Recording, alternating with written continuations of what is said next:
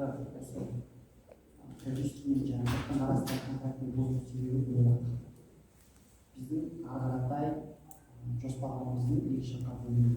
Алға өздерінің жоспарлары бар, жұмыс жасайтын және мен өзім компанияның басқа жаққа жұмыс жасайтын жоспарларым. Сондықтан да біз сосын Туртай бұрын сөйлесіп келе соның шешімін қабылдадық. Мен талай рет айтқан балалар солай өздері қазір әндерінде, өздері режиссерда болып жүрген, өздері бүткіл концепт жасаса. Негізі үш жылда менің қатты үлкен бір қажеттілігім балалар көрмей жүр. Демек, егер сонда болатын болса, балалар толық жетті. Өздері алып жүрген. Сондықтан да жарты жыл күтіп отырудың ешқандай мағынасы болмайды. Әрине бұл жерде жай ғана бүйтіп келе саған әңгіме емес, жай ғана кеттік біз екі жаққа бөлініп кетейік деген сияқты әңгіме жоқ. Бұл нәрсені андай өмір ретінде сұрыпсау керек та, сол кезде нақты түсініктірек болады. Ал қазір сөзбен айтып жеткізетін болсаң, бәрібір көптеген заттар субъективті тұрғыда әркім әрқалай қабылдауы мүмкін. Клуб принадлежит самого теперь название 91, и это пожизненно, поэтому мы можем и 40-50 лет не оставаться 91, и это будет, как бы сказать, наша история, которая будет дальше продолжаться.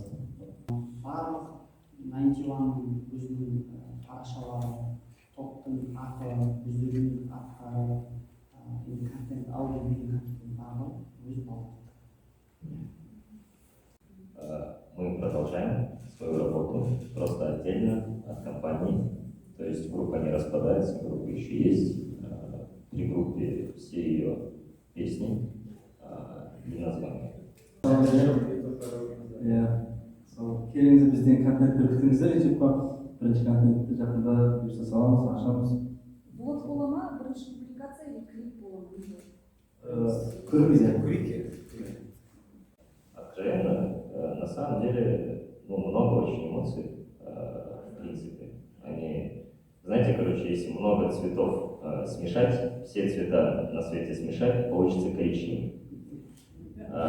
И, по сути, вот такое и ощущение, в принципе. Там не все цвета, но, в принципе, коричневый. Как я Плата сказал, все это велось не один день, 2 дня в неделю.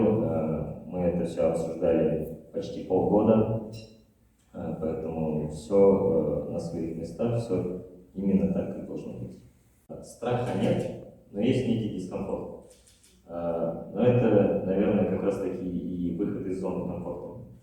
Поэтому, в принципе, мы чего бояться? Бояться тут нечего.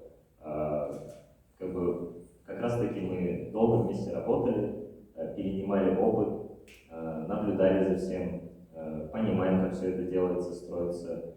Да и, знаете, это все на самом деле второй план, когда у тебя есть твои люди на одной волне, которые тебя всегда поддержат, а их поддержка — это самое значимое и самое важное.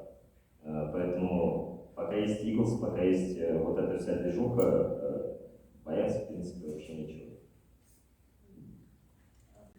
По сути, в любой компании на самом деле есть руководитель и есть управляющий.